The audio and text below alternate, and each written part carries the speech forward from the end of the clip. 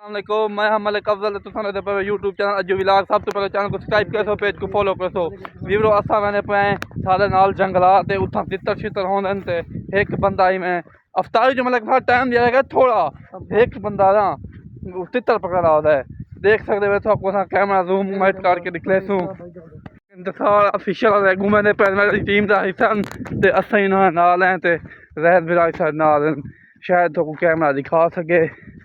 20 साल तो तितर मलक इंसान दा पे 20 साल तो तितर रखी तितर करे हैं इतना छोड़े हुए नसा ते ये बंदे आन के रात दी ते शिकार खेदन परिंदे नगू मलक इंसान मौसम ही बच्चा ना बाबा या मार्च रहन दे में बच्चा ना मौसम में भी लो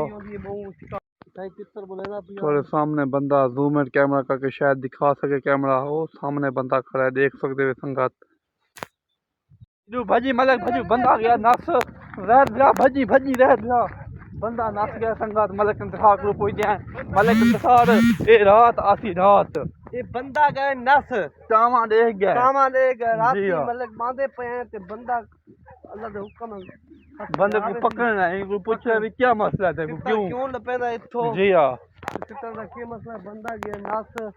हुन सवेरे बंदा को लेसूं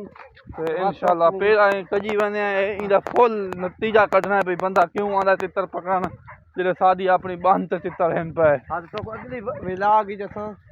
दिखे सू बंदा केरा सारे चैनल को सब्सक्राइब करो लाइक करो शेयर करो पेज को फॉलो करो फॉलो कर दो लव यू संगत मोहब्बत में रहो।